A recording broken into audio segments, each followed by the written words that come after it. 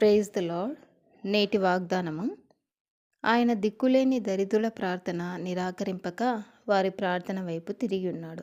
కీర్తనల గ్రంథము 102వ అధ్యాయము 17వ వచనము. అధికారంలో ఉన్నవారు కానీ గొప్పవారు కానీ తమకు ప్రయోజనకరంగా ఉండేవారికి సహాయం చేయాలనుకుంటారు లేదా సహాయం చేస్తారు. బీదవారిని, దిక్కులేని వారిని, దరిద్రులను ఎవరు లక్ష్య పెట్టరు. వారికి సరైన న్యాయం తీర్చుటకు ఆలస్యం చేస్తారు లేదా వారిని పట్టించుకొనరు. ఎక్కడికి వెళ్ళినా వారు నిర్లక్ష్యం చేయబడతారు. అయితే ప్రభువైన యేసుక్రీస్తు దిక్కులేని దరిద్రుల ప్రార్థన నిరాకరింపక వారి ప్రార్థన వైపు తిరిగి వారి ప్రార్థన ఆలకించే దేవుడు, ఆదుకునే దేవుడు, సహాయం చేసే దేవుడు. ఇద్దరు గ్రుడ్డివారు యేసు ఆ మార్గములో వెళ్ళుచున్నాని విని, ప్రభువా, దావీదు కుమారుడా, మమ్మను కరుణింపమని కేకలు వేసిరి.